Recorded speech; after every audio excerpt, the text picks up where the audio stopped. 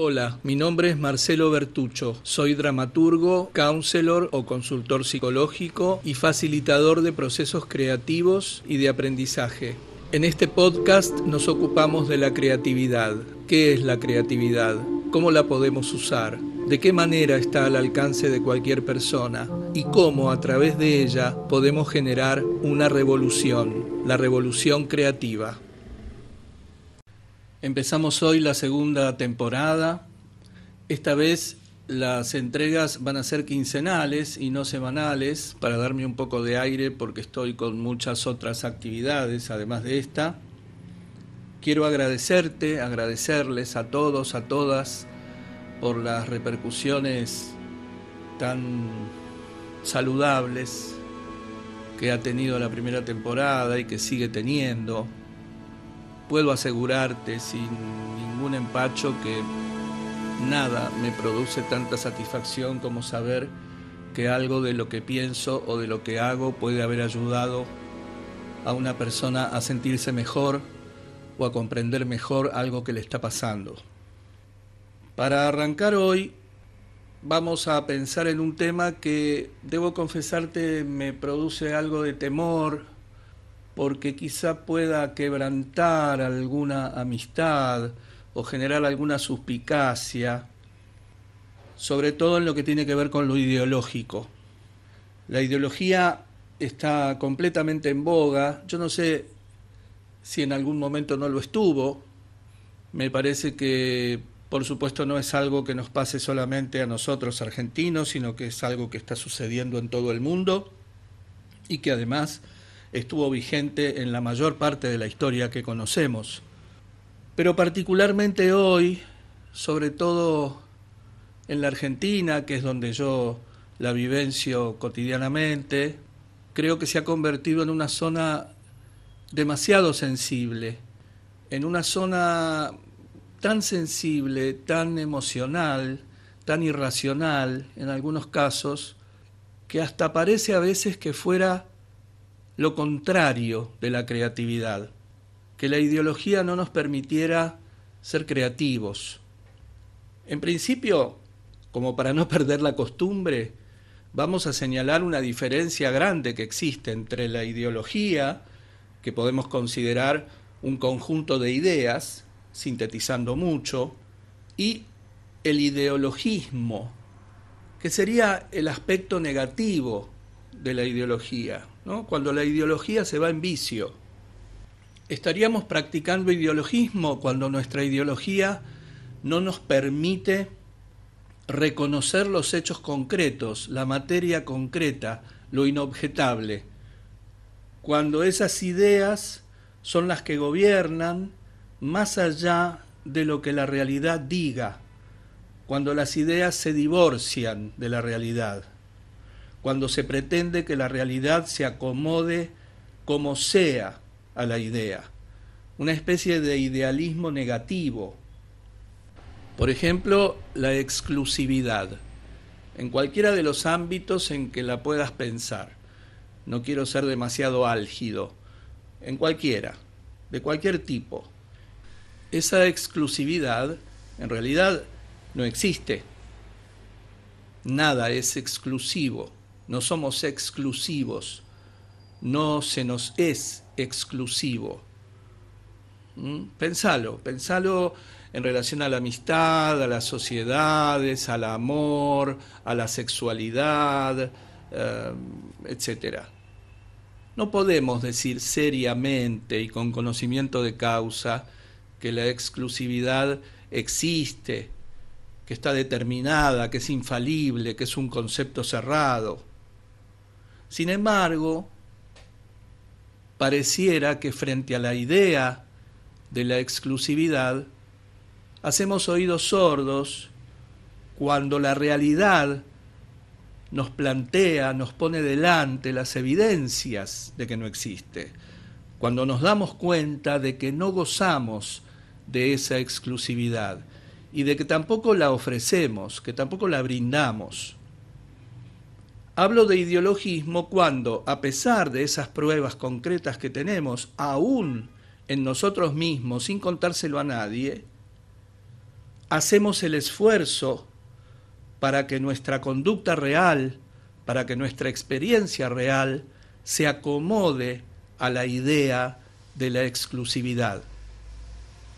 Esa idea entonces se sale del campo de la ideología y entra en el del ideologismo. Yo la reconozco en mí, pero como no puedo aceptarla porque mi ideologismo, mi idea, no me lo permite, porque esta idea está divorciada de la realidad que percibo, entonces la niego, la distorsiono o miento, que es más o menos lo mismo. Y en relación a las demás, a los demás, los condeno, porque su realidad no coincide con la idea de la exclusividad. La muerte es injusta, otra idea, que forma parte del conjunto de algunas ideologías. Es injusta, es mala. Entonces, claro, cada vez que nos encontramos con ella, tenemos esta incongruencia, sentimos esta incomodidad, este desorden, de que cómo puede ser que la muerte esté sucediendo, si la muerte es mala, si la muerte no tiene que ocurrir. Ahora, si lo pensamos en términos ultrarrealistas, ultralógicos, sabemos que hasta las hojas de los árboles se mueren. Entonces, ¿qué es lo que nos hace sorprendernos o frustrarnos tanto cada vez que nos topamos con ella? Esa ideología convertida en ideologismo que no nos deja ver la realidad. Idealismo negativo. Existe primero la idea y luego el hecho, la materia.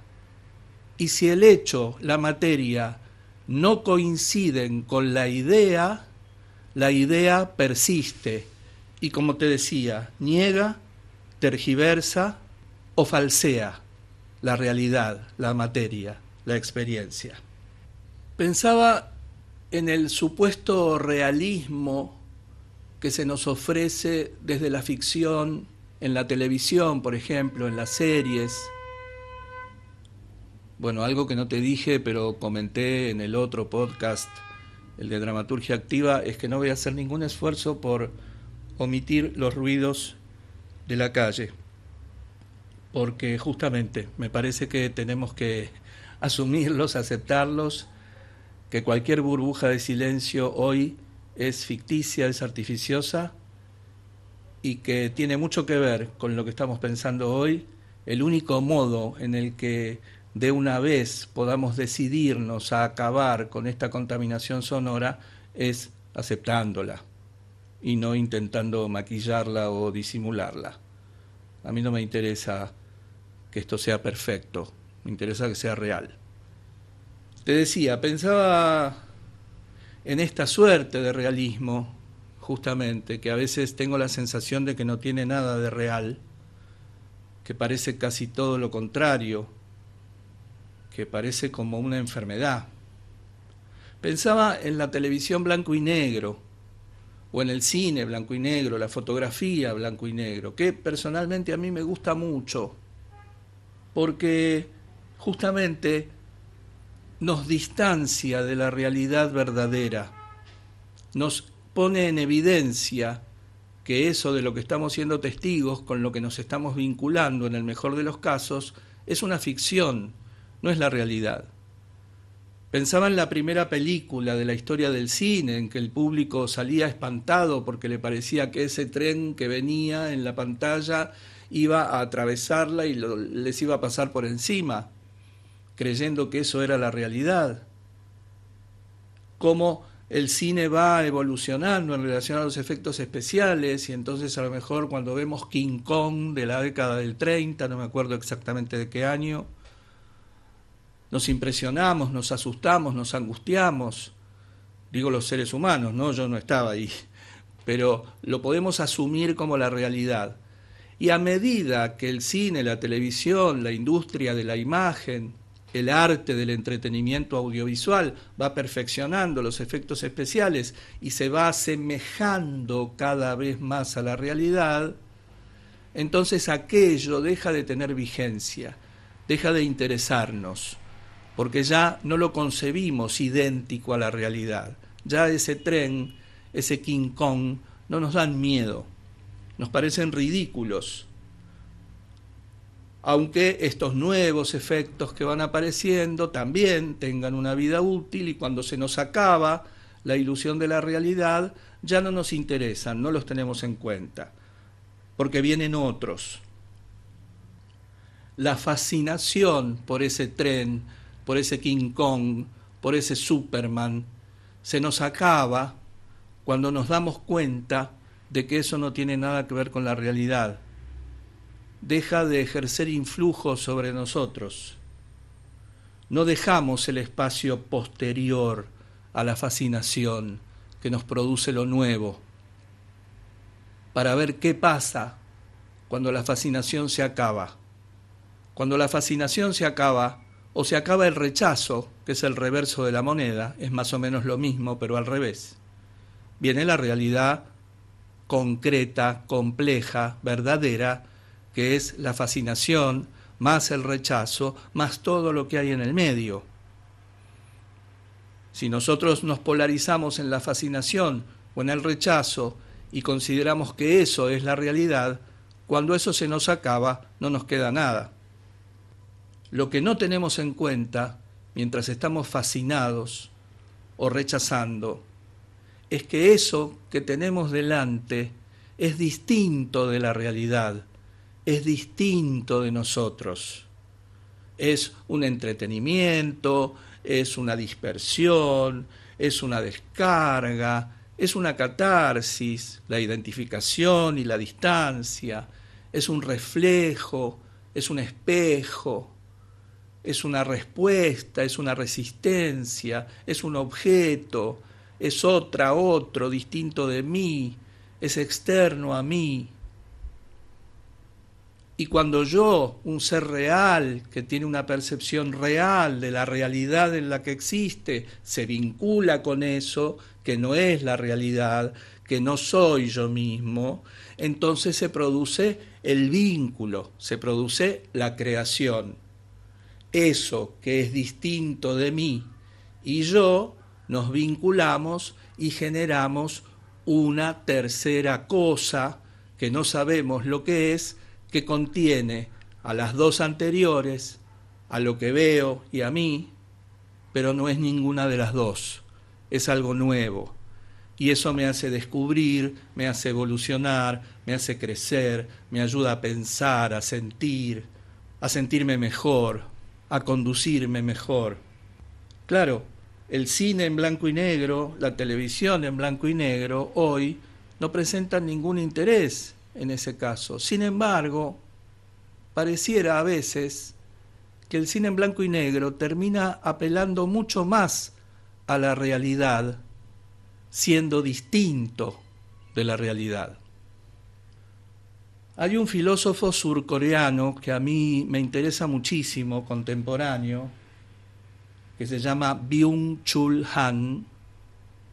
No sé si deletreártelo, pero bueno, a lo mejor lo conoces y si no, googlea filósofo surcoreano y te va a aparecer enseguida, que tiene un trabajo, entre tantos trabajos, que se titula La expulsión de lo distinto, donde de una manera muy interesante y muy sencilla aborda algo de esto que estamos pensando hoy.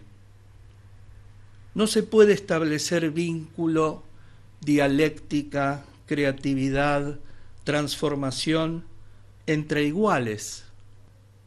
¿Viste? Hay algo que ahora pienso así en voz alta que tiene que ver también con la idea del incesto, ¿no? En esto. Perdón si te parece muy temeraria la comparación, pero yo creo que puede aclararle a alguien algo de esto, ¿no? Los iguales no generan tensión. Tensión es conflicto, es el motor de todo lo que se mueve en el universo conocido o imaginario que podemos percibir los seres humanos, por lo menos en este punto de nuestra evolución. El conflicto, la tensión, la fricción entre una fuerza y su oponente.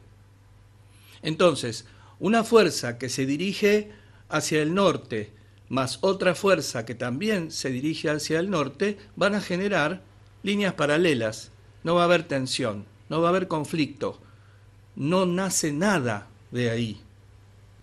Byung-Chul Han dice que lo único que se genera es grasa. Ocupa lugar, pero no provee, no genera, no crea, está ahí para nada, inerte. Y a lo mejor podríamos pensar también en una función parasitaria, porque ya sabemos que lo que no es imprescindible sobra. Esta grasa de la que habla Han no es imprescindible, no tiene ninguna función, ocupa espacio, nos echa panza, no nos alimenta, no crea nada, no trae ninguna novedad. En este sentido, pienso, y acá viene muy polémico, te pido por favor que no asumas esto que digo como verdades universales, ni como nada demasiado determinista. Es un punto de vista que a mí me interesa que vos integres a los tuyos para ver si podés remover un poco algunas zonas que están quizá demasiado quietas y puedas descubrir algunas cosas nuevas. A mí me pasa esto en relación a lo no binario, ¿no? que tiene que ver, rápidamente lo asociamos con la ideología de género, con la que de ninguna manera me quiero meter, porque me parece que es un asunto muy complejo y que excede los límites de este podcast. En este podcast la propuesta es que pensemos en la creatividad. Y sí, desde ese punto de vista, a mí lo no binario, la idea de lo no binario, me hace mucho ruido conceptualmente. Por supuesto que no moralmente, ni religiosamente, conceptualmente, porque no comprendo qué sería lo no binario en un universo conocido y eventualmente imaginado que está organizado en pares binarios. ¿Te acordás de la filosofía hermética? Todo es doble, todo tiene dos polos. Lo que sí existe y lo que genera creación, transformación, avance, evolución, es la trascendencia de lo binario. Lo binario no es necesariamente polarización. Lo binario describe dos principios de la naturaleza que son innegables, el masculino y el femenino, que podemos analogar a lo positivo, lo negativo, lo duro, lo blando, lo alto, lo bajo, lo penetrante, lo receptivo, como lo hace el I Ching. Pero esos dos son principios, no son ideologías rígidas, no son dogmas, no son determinaciones perpetuas, son principios. No podemos negar el calor o el frío, lo alto o lo bajo, lo duro o lo blando, porque si decimos duro, estamos siendo rígidos, y si decimos blando, estamos siendo rígidos. O si lo blando es de izquierda o lo duro es de derecha. Son principios que generan una realidad compleja. Lo inhumano, lo que no existe, lo que no tiene nada que ver con lo natural, es blando o duro, alto o bajo, positivo o negativo, masculino o femenino.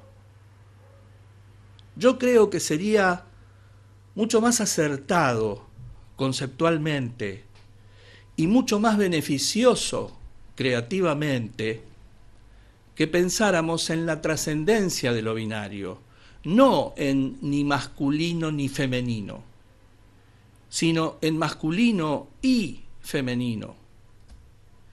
¿Te acordás que también cuando pensamos en la filosofía hermética el principio de vibración, el péndulo, que decíamos, la zona del medio no es la alternativa de lo binario? Yo creo que esta idea de lo no binario tiene que ver con el centro. El centro, a pesar de que durante muchos siglos se pensó que tenía que ver con el equilibrio, la homeostasis de la que hablaba Freud, esa zona del centro, el punto medio de la balanza como equilibrio, también es una zona rígida, también es una polarización. El equilibrio, la armonía verdaderamente naturales está en la posibilidad de abarcar la totalidad del péndulo, como salir del laberinto por arriba, en poder observar, en poder vincularse, en poder experienciar todo eso, no mitad y mitad o una cosa o la otra, todo eso. Pero no podemos evitar el péndulo, no podemos evitar esos dos principios. Yo me resisto a esa X en el DNI. Yo no querría ser X. A lo mejor preferiría que, además de la M de masculino y la F de femenino, hubiera una alternativa que fuera MF o FM. Mejor MF para que no parezca que es una frecuencia de radio. Y no nada. Entonces, ¿cómo se entiende esto conceptualmente? Quien se sale del principio masculino y del principio femenino es cero. ¿Esto te suena evolutivo, creativo, progresista, un avance? A mí me suena al revés. A mí me suena para atrás. Si no hay binariedad, no se puede trascender la binariedad. No sé si existe la palabra, ¿vos sabés? A ver, ya que estoy acá, me voy a fijar. Pero mientras tanto, si no existe lo binario, ¿cómo se lo trasciende? Pensamos alguna vez en esto, ¿no? Que tiene mucho que ver con la aceptación. Sí, binariedad. Binarismo pareciera que es una palabra más apropiada, pero binariedad también aparece. Si no asumimos esto, no lo podemos trascender. Con esto relaciono lo de Byung-Chul Han y lo de lo igual con lo igual, y de alguna manera algo que pareciera que propone multiplicación, diversidad, mundo nuevo, zonas desconocidas, descubrimiento, pero en realidad es marcha atrás, es justamente cancelación, negación, tergiversación, falseamiento. Lo binario tiene que existir para que yo pueda trascenderlo, llevando adelante mi misión como ser humano en este paso por la vida, trascender aquello con lo que me encontré cuando llegué, trabajarlo, hacer algo creativo con eso, que eso dé frutos. Lo binario es la fuente de la multiplicación y de la diversidad.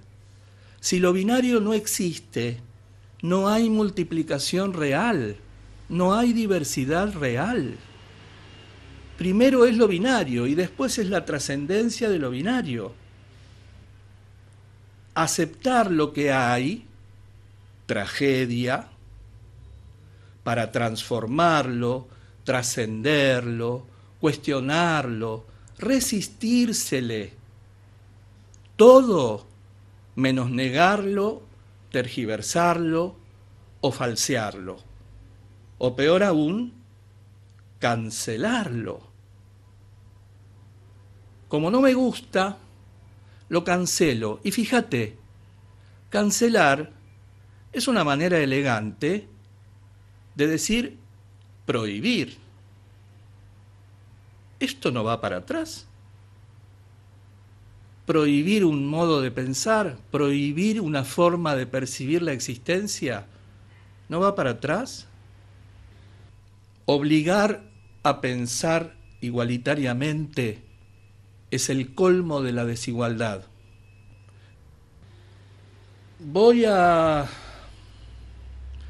Te juro que me da un poco de vértigo, porque es un momento tan delicado en relación a lo ideológico, pero pensaba en la idea de la Villa Miseria. Trata de desideologizarte para escuchar esto. Haz el esfuerzo, dale, haceme caso, vale la pena. Trata de no enojarte conmigo.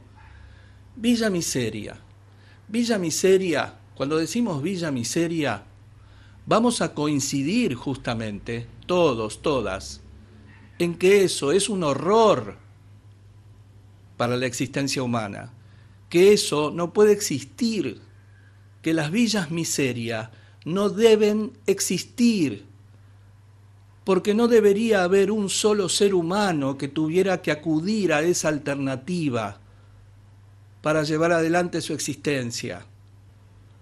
Hago una digresión y te digo de paso que para mí es un horror, es una aberración la Villa Miseria, y también es una aberración el Palacio de Oro. En el Palacio de Oro parece que se vive muy bien. Yo la verdad que no lo sé y tengo mis dudas igual. Alguna vez que pasé cerca de un Palacio de Oro o que me tocó estar en el zaguán de algún Palacio de Oro, yo no vi que se viviera muy bien ahí tampoco. Pero vamos a la Villa Miseria, que es el dolor, ¿no? Es la indignidad, es la ignominia, es la falta de respeto absoluta a la calidad de vida.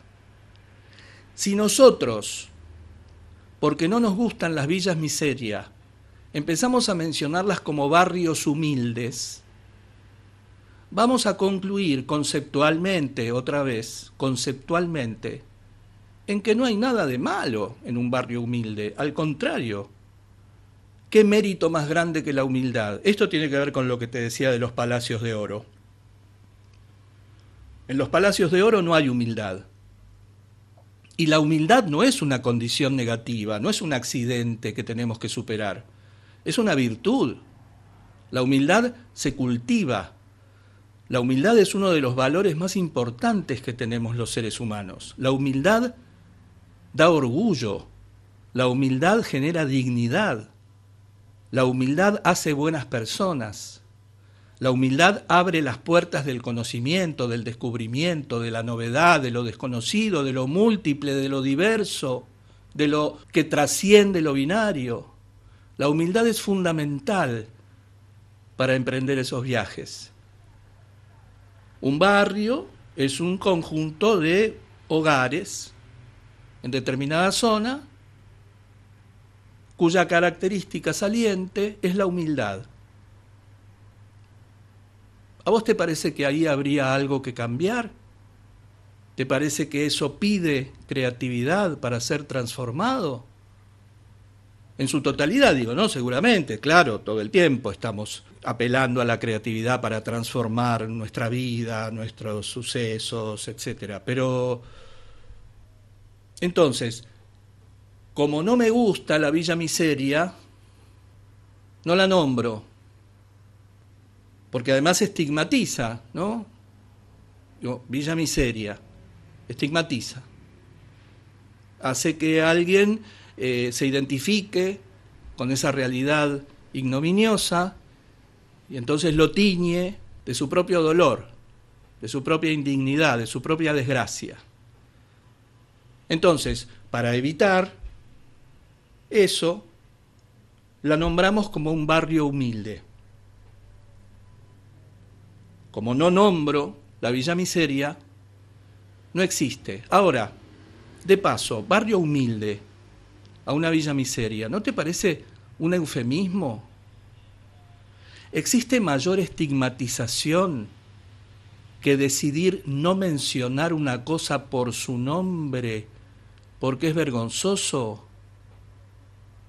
Que esto pasa, no quiero meterme en camisa de 11 varas y arrepentirme después de esto, pero también con las nacionalidades, con las etnias, con las religiones.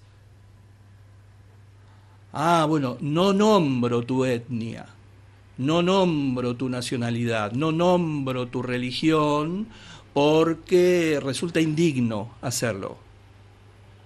Esto es como cuando se mencionaba la homosexualidad como el pecado nefando, ¿no? Un pecado que no había palabras para describir, que no se podía explicar, que no existía en el lenguaje palabras que pudieran definir lo que la homosexualidad era.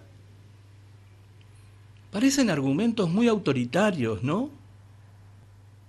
Si no existe la villa miseria, no la puedo cambiar.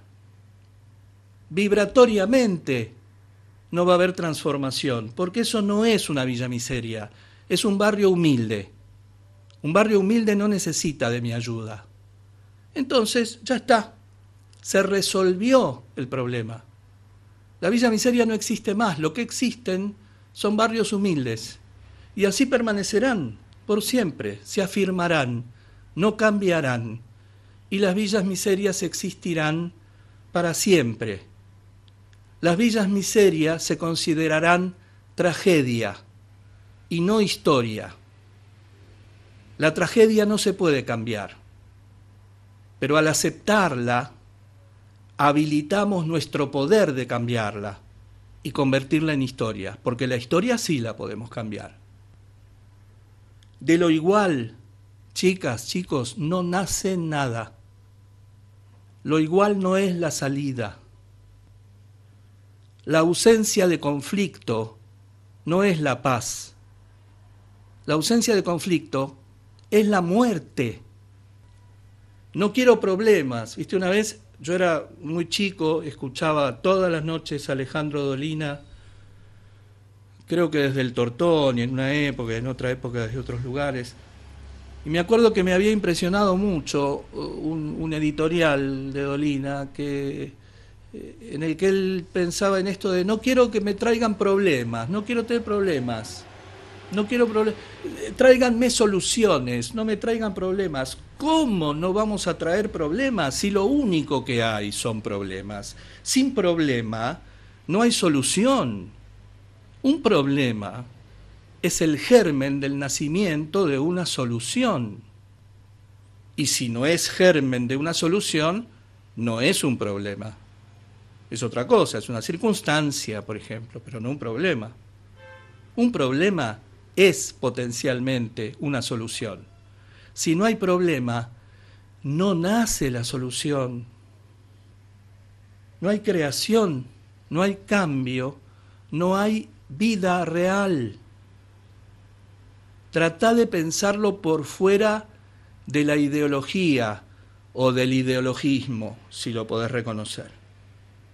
Pensalo en términos fenomenológicos, volvemos a la palabrita extensa.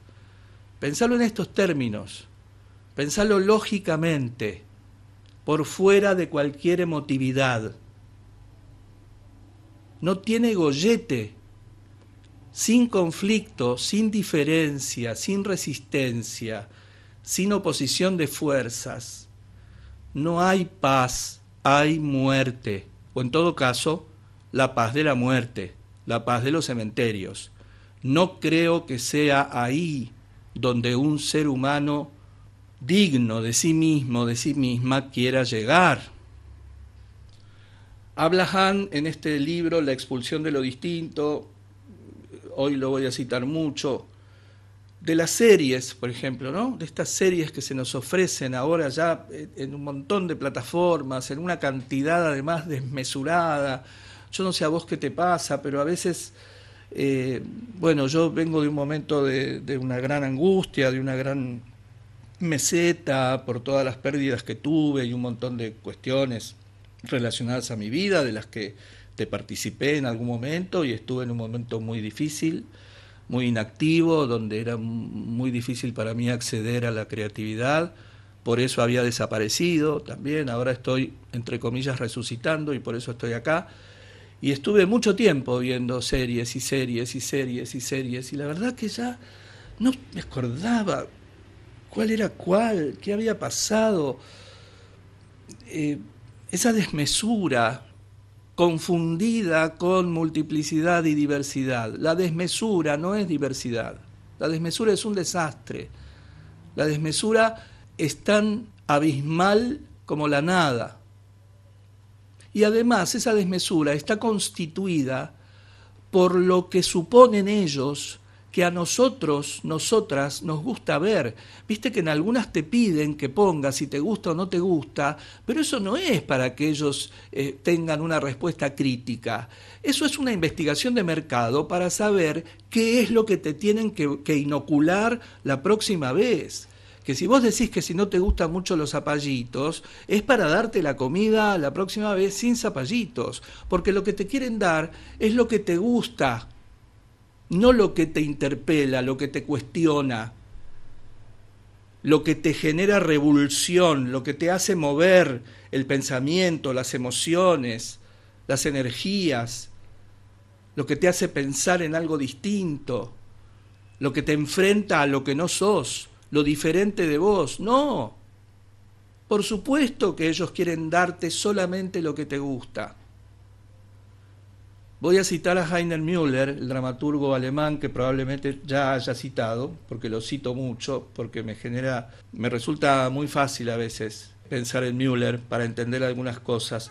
Müller hablaba del teatro que Brecht, otro que cito muy a menudo, Bertolt Brecht, llamaba teatro culinario.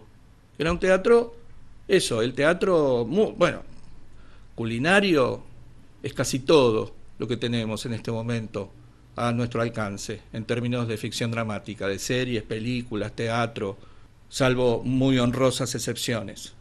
Eso, el teatro para ir a hacer la digestión, ¿no? Como el teatro de Boulevard del siglo XIX francés, ¿no? Un teatro donde uno va a eso, a hacer la digestión, a nada, a dormirse una siesta en el medio, si es que tiene ganas, y da lo mismo. ¿No? No un teatro revolucionario, provocador, que genere cambios, ¿no? Que haga reaccionar, que prenda la luz, que encienda la luz en la tiniebla, en la oscuridad, en lo encubierto, en lo disimulado, en lo escondido, en lo mentido. No, eso no. Lo que te guste, lo que te haga sentir pipón, satisfecho, satisfecha. Müller hablaba de que lo que tenemos que ofrecerle al público, quienes tenemos la responsabilidad de convocarlo para ponerlo enfrente de algo que nosotros le proponemos, es lo que consideramos que necesita, no lo que quiere, lo que le gusta. Frecuentemente no tiene mucho que ver lo que queremos con lo que necesitamos. También encontramos esto en las redes sociales, ¿no? Hahn dice esto. En las redes sociales tenemos la experiencia clarísima de que la eliminación de la lejanía, esa ilusión que nos produce la conexión con los otros, con las otras en las redes sociales, no genera cercanía, la destruye, porque la cercanía es la lejanía del otro lado. Si no hay lejanía, no va a haber cercanía. Te lo puedo asegurar, confía en mí. Sin lejanía no hay cercanía.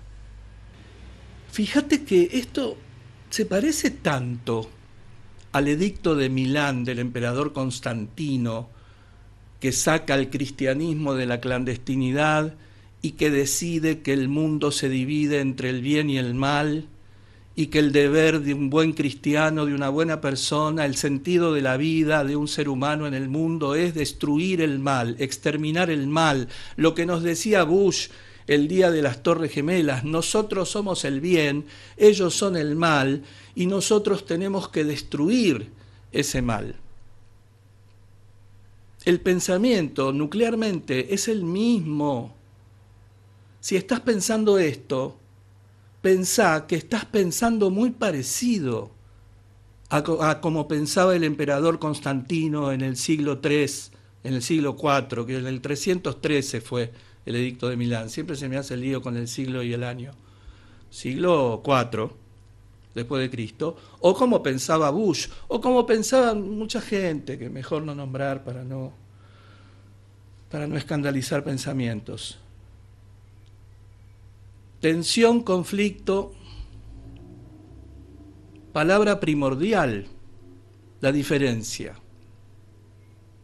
Lo frío y lo caliente. Viste que a veces mucha gente se ufana de decir que, no sé si en el Nuevo o en el Antiguo, la verdad que ahora no me acuerdo, que Dios desprecia a los tibios. Claro, es que la creatividad no genera tibieza.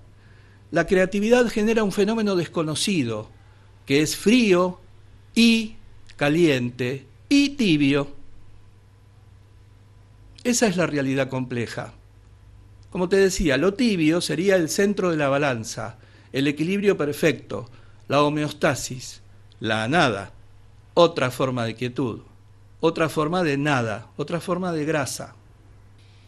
Ojo, se pretende que es esa igualdad el camino a la libertad. La igualdad que nosotros podemos reconocer y anhelar y luchar por ella es la libertad de derechos, de oportunidades, no la del uniforme, no la de la muerte, la de la ausencia de creación. Si fuéramos conscientes de que no somos libres, todavía estaríamos a tiempo de pelear por nuestra libertad. Pero si seguimos engañándonos y creyéndoles a nuestros dominadores, a aquellos de quienes somos esclavas, esclavos, que somos libres, no hay necesidad de trabajar por la libertad. Mejor que miremos un poco mejor ese asunto. El mundo está gobernado por negociantes cuya moneda de cambio es nuestra ilusión de libertad. Despertémonos de una vez. Mientras nos hagan creer que lo somos, seguiremos esclavos, a expensas de esas que nos proclaman libres para que nos quedemos tranquilos, tranquilas, tranquiles, tranquilus. Byung-Chul Han menciona a Nietzsche cuando habla del concepto de hospitalidad, que Rogers llama recibimiento, que podemos llamar bienvenida, tanto a las personas que no son nosotros, a las otras, los otros, como a los sucesos, los objetos, las situaciones, las circunstancias que nos presenta la existencia. Darles la bienvenida, no cancelar lo que no nos gusta, lo que no queremos. Lo que no queremos se cambia, no se cancela, se cambia, se le da la bienvenida. Algún razonamiento precario quizá te haga pensar, ¿cómo le voy a dar la bienvenida a algo malo? Bueno, ya empezamos mal. ¿Qué malo, bueno? ¿Te acordás? En la otra temporada te decía que buscaras el cuentito ese sufi. Bueno, malo, ¿quién sabe qué es bueno, malo? Sabemos que algo nos hace sufrir, que algo altera nuestros planes, que un rayo nos parte la cabeza, que un terremoto nos arrebata la casa, la familia. Sabemos que sufrimos, sabemos que la pasamos mal, sabemos que tenemos pérdidas, pero no sabemos si eso es bueno o malo. Dejemos eso de lado. Dejemos ese mecanismo también encubridor de si las cosas son buenas o malas. Eso no sirve para nada, más que para victimizarse o para ostentar éxito y felicidad. Nada más que para eso. No sirve para nada más. Para pensar la existencia no sirve. Esta hospitalidad de la que habla Nietzsche y cita Hahn es una política, es la política de la reconciliación o de la conciliación, si querés, sin condiciones. Que venga lo que venga y yo trabajaré con eso. Me viene ahora ese dicho medio prepotente de que vengan de a uno. Que vengan, que venga la dicha y la desdicha, que venga lo deseado y lo no deseado, que venga lo previsto y lo inesperado, que venga todo, que venga. Y yo trabajaré con eso, no para pelear, no para luchar, no para exterminarlo, para transformarlo.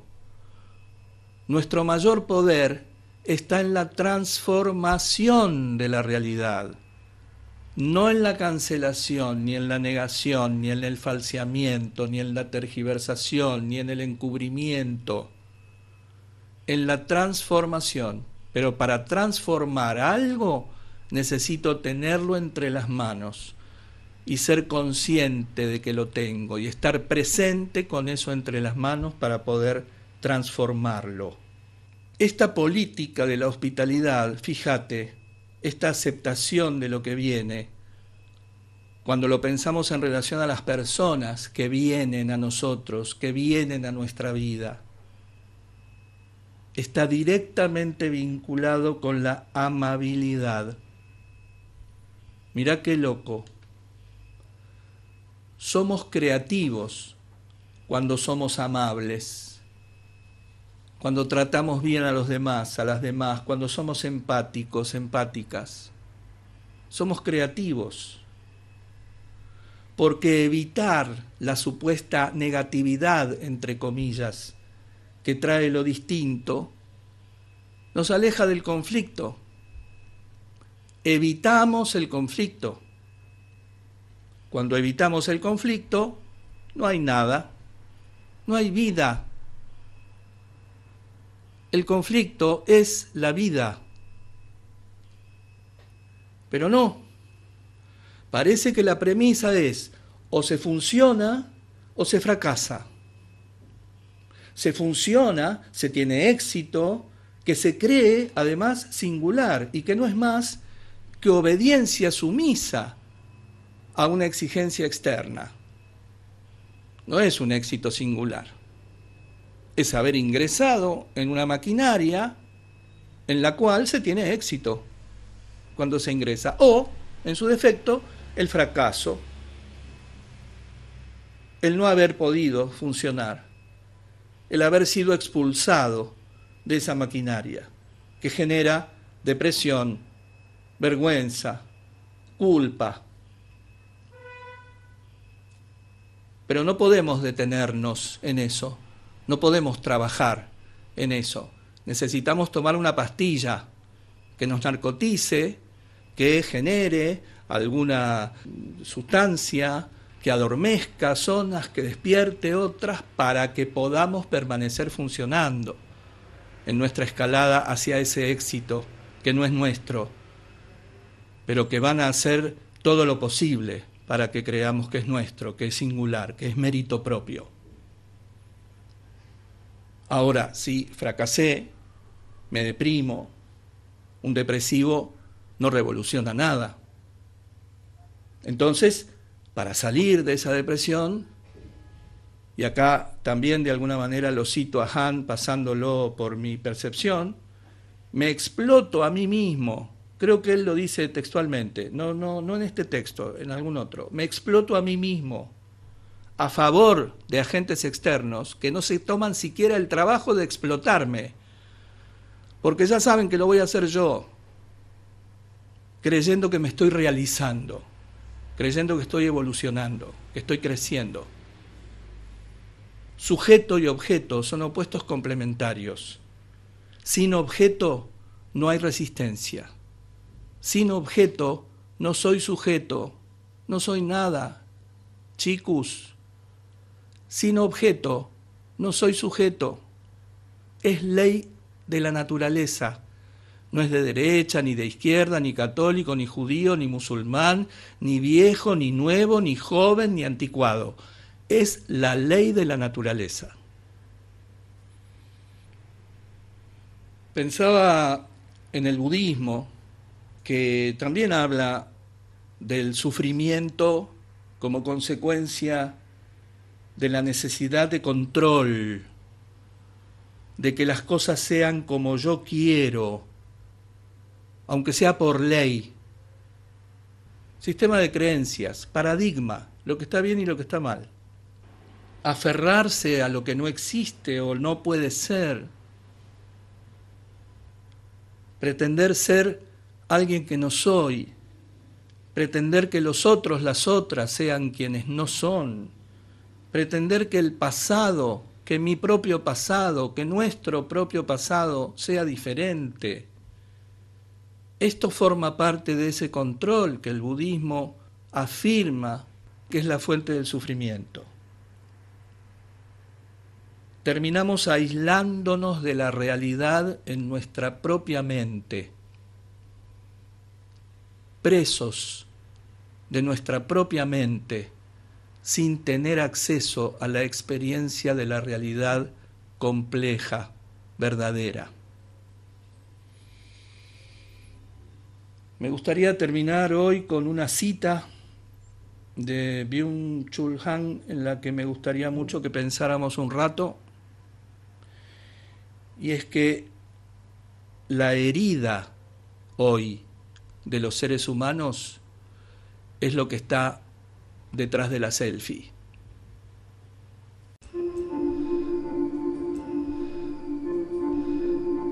Hasta acá llegamos por hoy. Te agradezco mucho que me hayas escuchado y espero que tengas ganas de hacerlo la próxima vez.